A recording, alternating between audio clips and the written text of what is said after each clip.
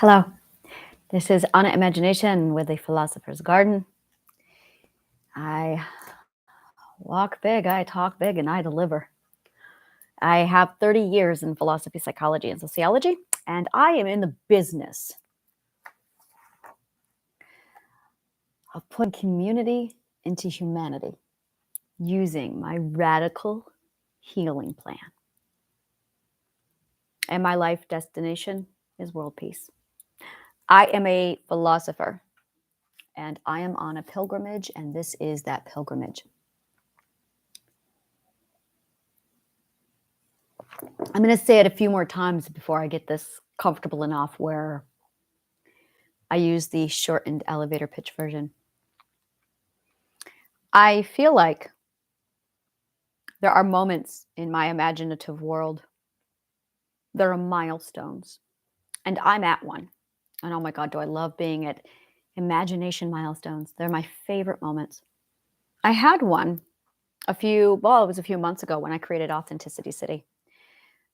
We live between two worlds, the corporeal world, the concrete world, the physical realm, material plane, and the ethereal plane. And the ethereal plane is basically our imagination. It is our abstract world. And we live in both worlds at varying degrees. Some people have suffered so much perspective abuse from the imagination world that they avoid it and they go all the way over to this perspective to avoid the imagination world. And then there's like this agenda where a lot of people over here are doing everything they can to stamp out this world. And so we're at war. It's like a perspective war. And I realized that, and this is very much a philosophical, this is like the core philosophy. If you ever want to educate yourself or learn, you must be open-minded to the things that you are most averse to. So this became my hobby, exposing myself to the things I avoided the most. I realized that by extreme exposure, I'm going to call this radical exposure therapy. That's really what this is. It's radical exposure therapy where I threw myself into such significantly opposite, like, oh, I'm aversion. I'm going to, you have a pool and you've got your aversion problem. I didn't just step in. I didn't just expose. I went to the 20-foot deep end and jumped in. Radical exposure therapy. And I've been doing this my whole life. I noticed that I did not want prejudice. I did not want to be torn. I did not want to be limited. I did not enjoy. I was so obsessed with being free that I viewed prejudice and addiction both as prisons. And they are. Addiction is being a slave to a substance, and being prejudice is being enslaved in a mindset. I didn't want to live like that. So the only way to avoid prejudice is to make sure that you're open-minded to all sides. So you step in. And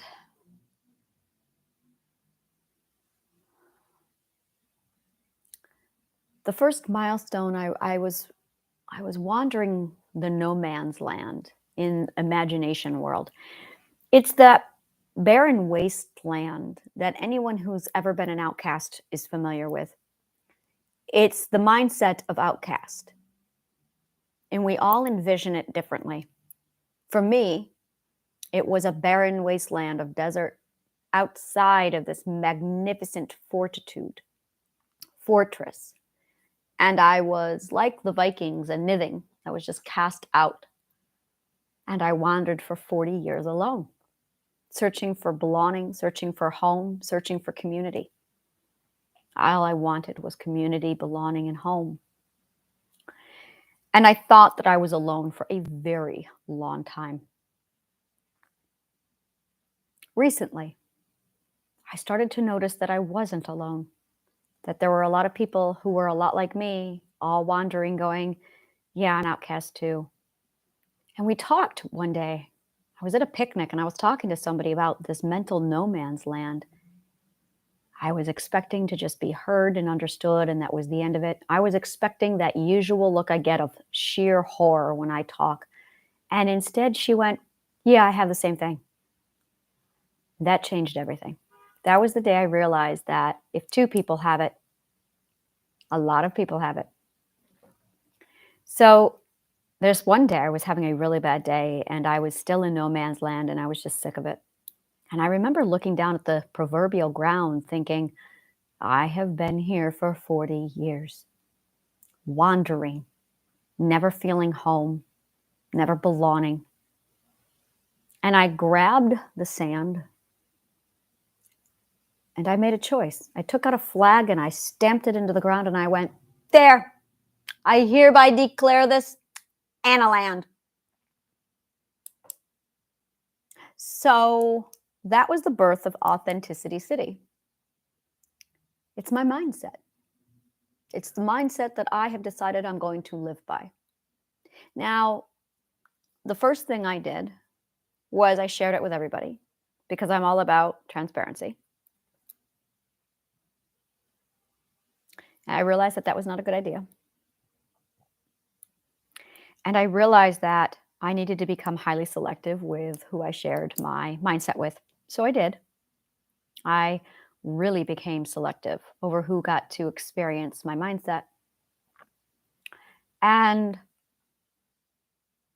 as soon as I did that, I had a lot of people knocking on my door wanting to come into my mindset.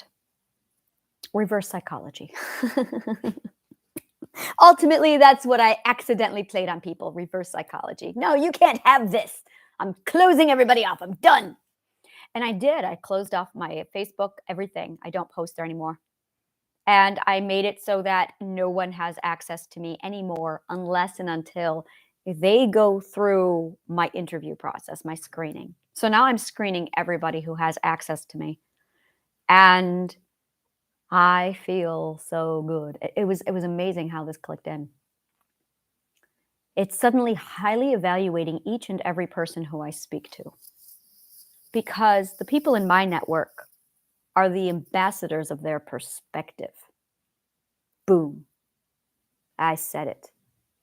The people who are in my network are perspective ambassadors.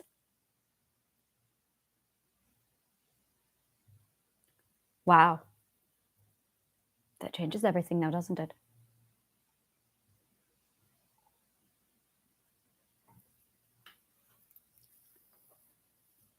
I have a meeting with somebody that got canceled today.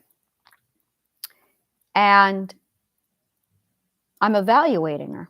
I evaluate everybody. It is a trauma response, and it's one that I cannot, will not, choose not to get rid of. It is highly helpful. And she's a second perspective. And I'm listening to her conversation.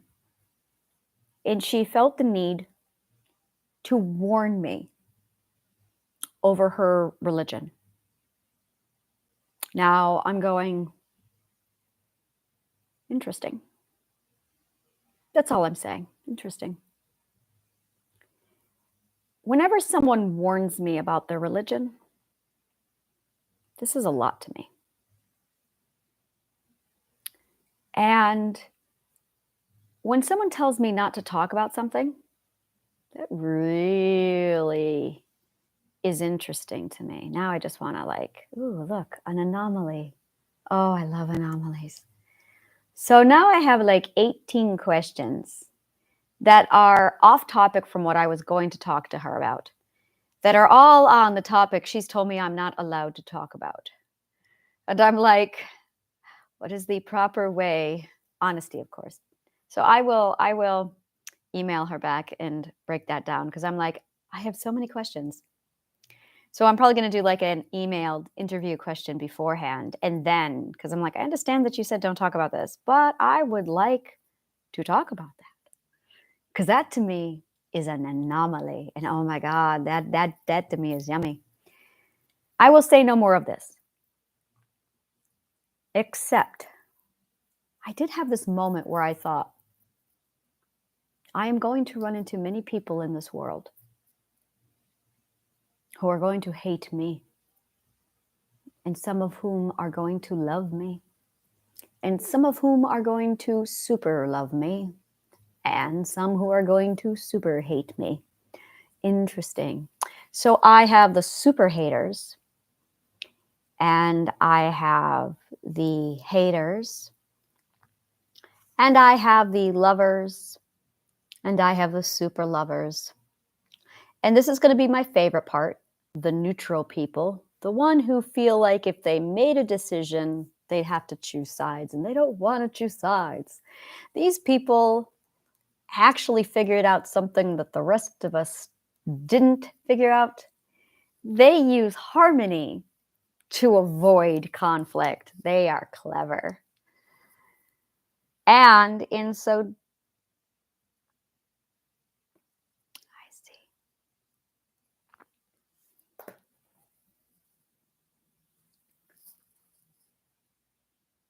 I see.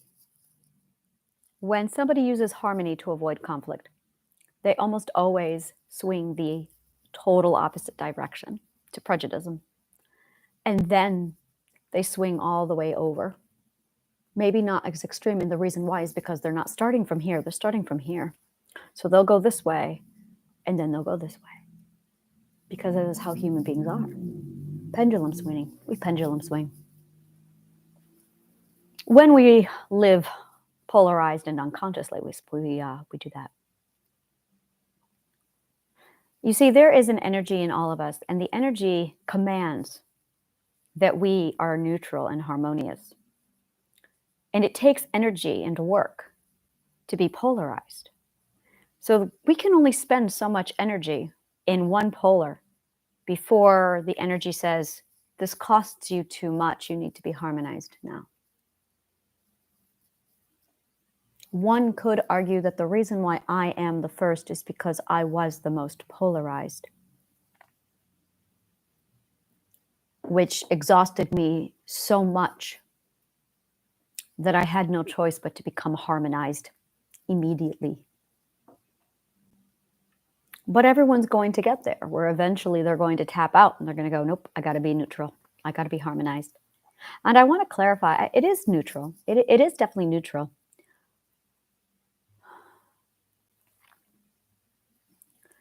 Part of me just wants to celebrate today. Part of me really doesn't want to do anything. I just want to celebrate. I have been alone all my life. And I walked through the doors. I walked through the doors and everything changed. I manifested this. I had another vision yesterday, and I was literally watching my future unfold only months ahead. And the visions I have now, I'm in them.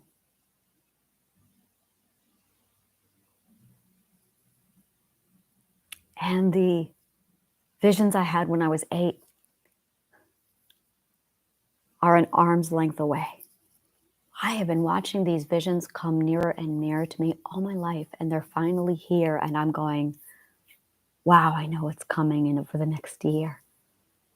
And suddenly, I have knowledge and information and in a mindset that I could not have before I walked through that door. It was impossible. This is really important if you're into manifestation. Sometimes we dream about things that are many dimensions away from us in the future. And it's not just going from where you are into that dimension. It doesn't work that way. If you're not prepared for that dimension, you're going to have to get prepared. But it's okay. This is how manifestation works. So that you have to pass a life trial at every perspective, at every dimension. And as you pass each trial, your brain, your mindset gets closer and closer to this. Now, if you don't want this, dream something else, and you'll have to go down a different path. Dream something else, and you'll have to go down a different path. Change somebody and lose them out of your life, See how we live?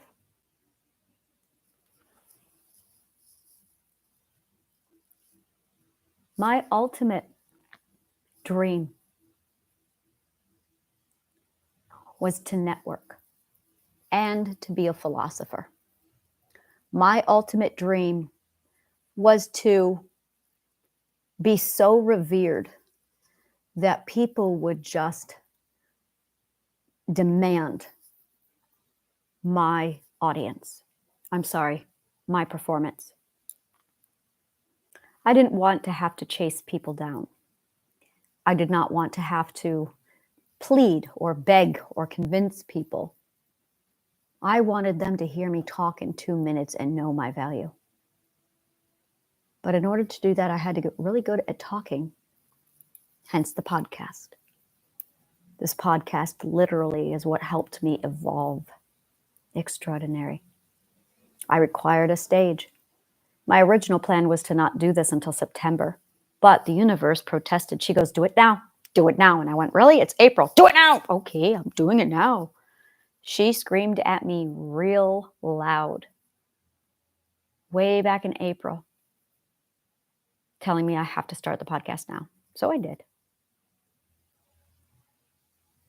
May, June, July, August, September. 5 months. 5 months. In 5 months, I went from the 6th perspective to the 12th. Oh, look at that. Evidence. You can literally see the God code at work if you watch my podcast. It's really cool. Go back to the beginning, 2014. I was in perspective 6. Oh, but I was sick. I was so sick. I have recordings somewhere. I'm scared to go back. I have recordings somewhere where I talk on what it feels like to live with the mental illnesses.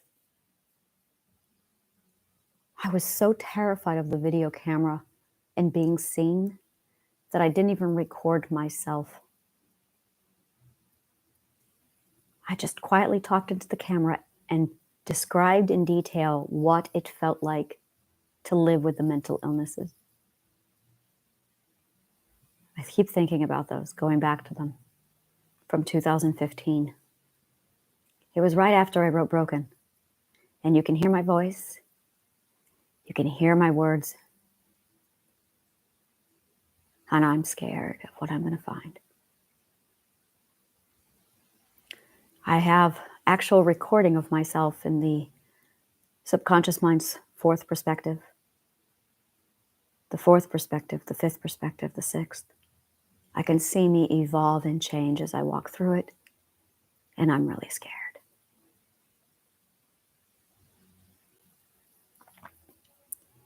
It took me from 1995 to 2015 to go from the 2nd perspective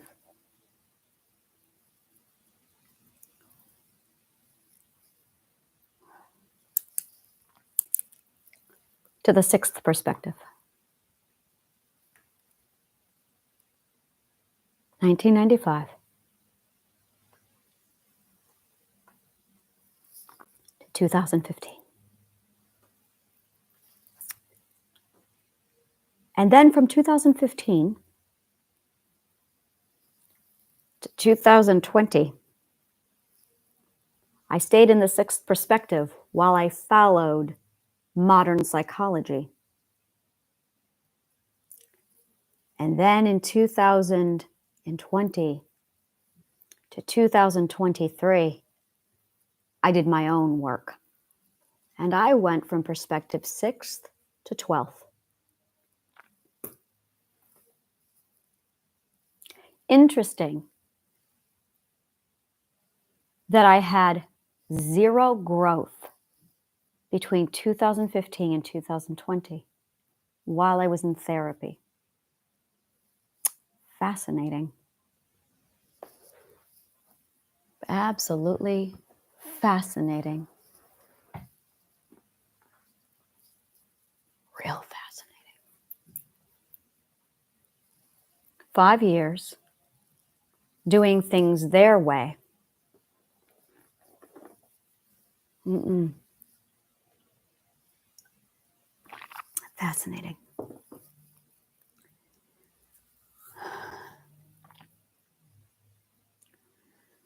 My heart is racing. I'm still in disbelief. I am sitting here in my life just looking at everything going,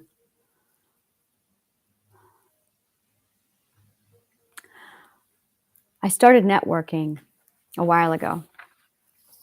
And the networking, I think I just want to buy a bag of pretzels and smoke weed for the rest of the evening and just celebrate. Really, that's what I feel like. I have ice cream. I'll do ice cream and I'm out of popcorn. Damn it.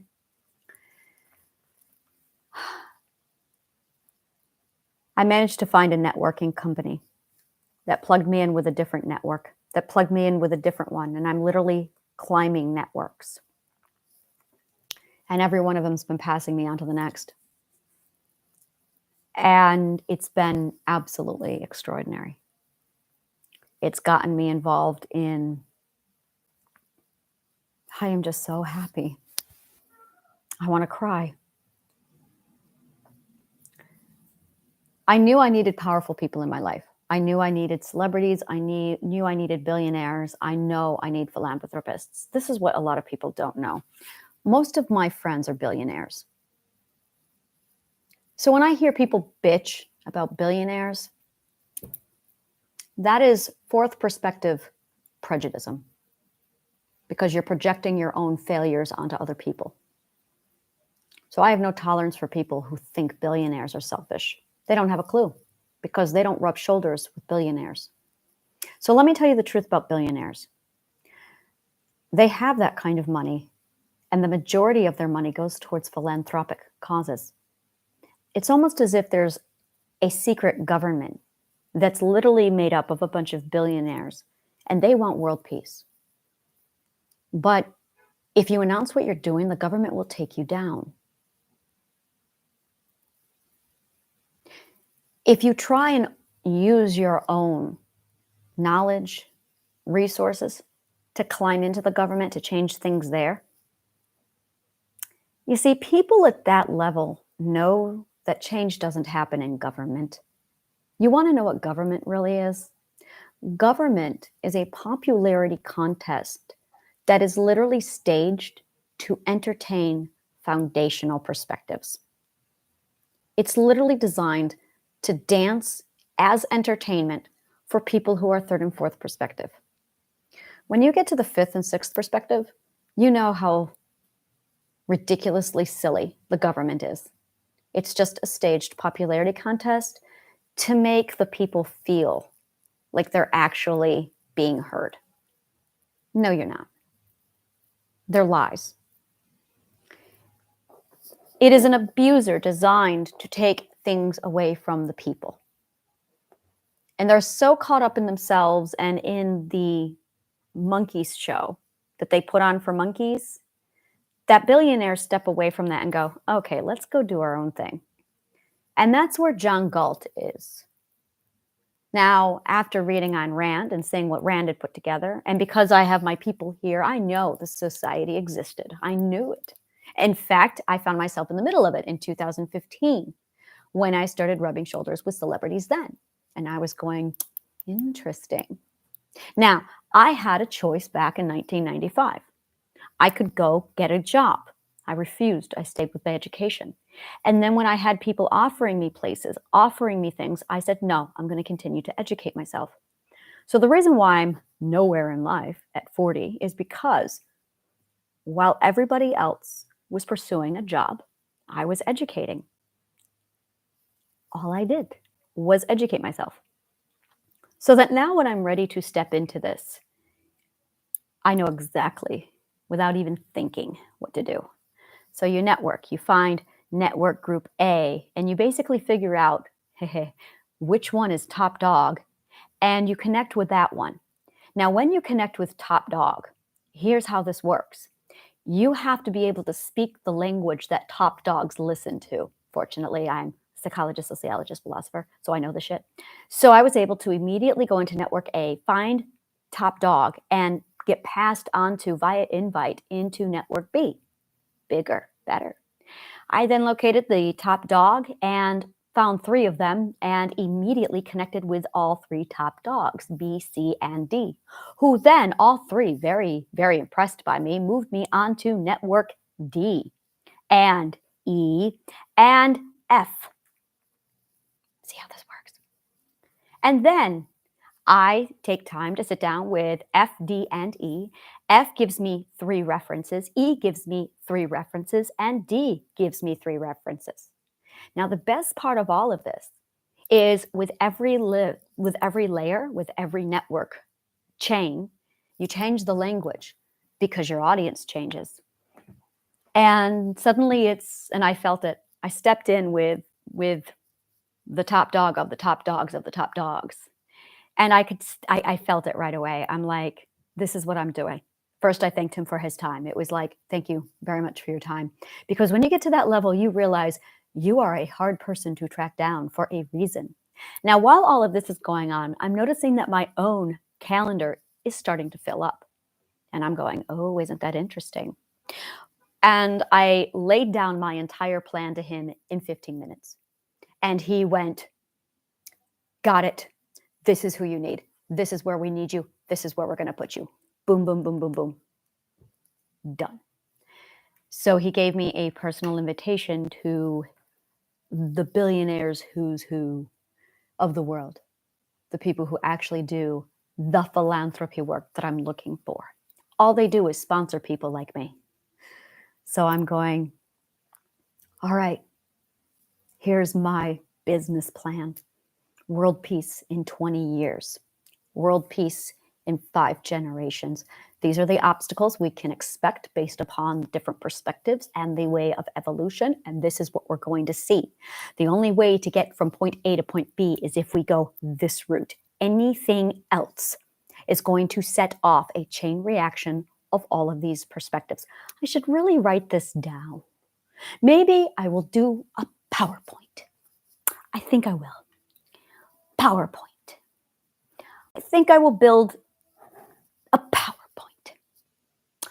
I say this, and I have no idea how to build a PowerPoint. So I'm going to be learning how to build a PowerPoint. Okay, so I have this thing all together. I love storyboards. You know what a PowerPoint is? It's a storyboard. It's a fancy word for storyboard.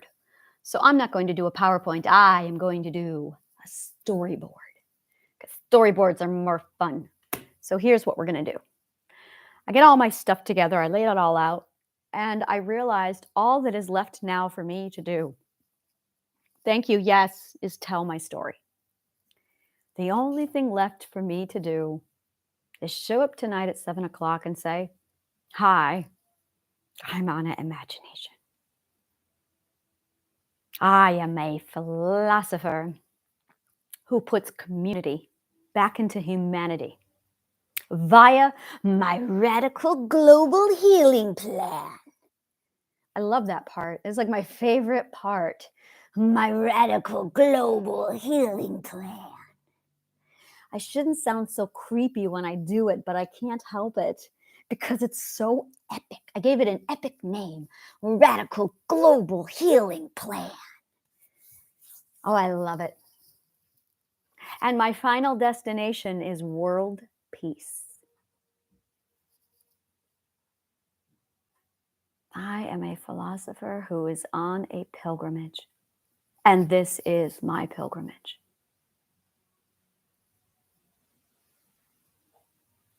This is literally all of my dreams come true. All of them.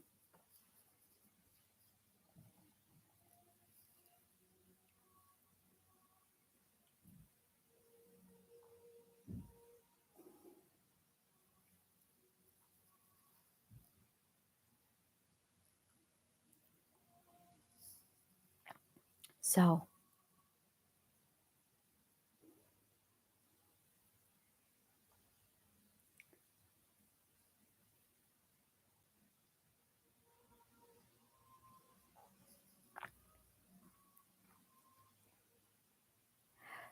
I am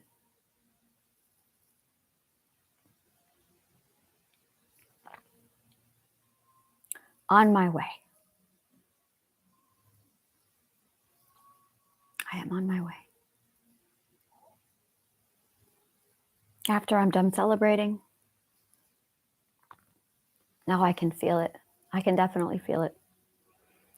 I'm moving my meditation over into private online classes where I combine, basically, it's my full healing circle with philosophy.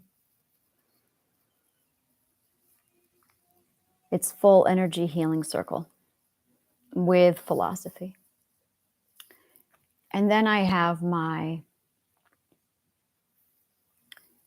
community campfire.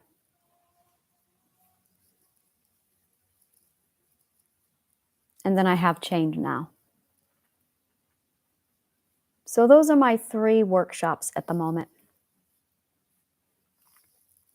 I absolutely love those. If you want in on any of those, click on the link below and you can go through each one of those. But it feels really good. Part of me is sitting here at the end of it all just going, I'm in disbelief.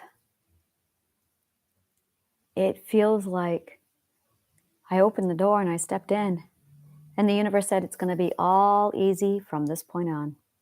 Oh, I feel that. It's going to be easy now. You've done all the work you need to do. It's easy now. You can just be who you are. And I went, I can be anything. And she went, anything you want. I want to be a philosopher. I want to be a philosopher. I want to be a wise old woman and a wise young woman, and I just want to be revered. And I just want to be listened to and respected and remembered. I want people to value my words and my knowledge so greatly that I don't ever again have to work for an audience.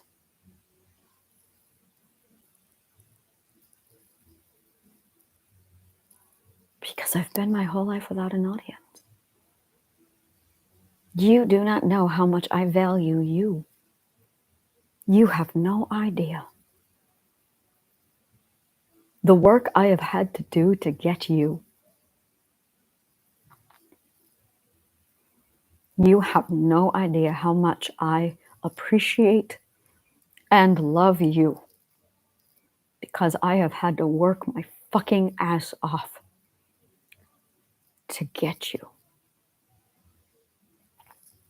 So when I say thank you for giving me your audience, thank you.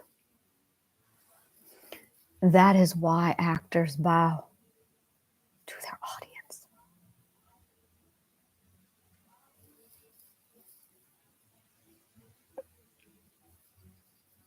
No one has had to work harder for their audience than I. So yeah, I appreciate you. Thank you for listening to me.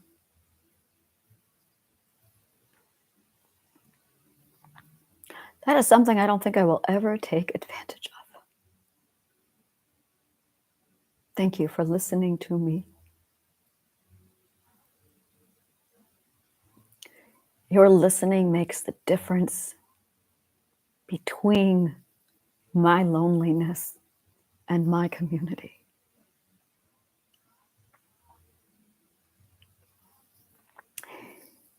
If you want to learn more about me, click on the link below.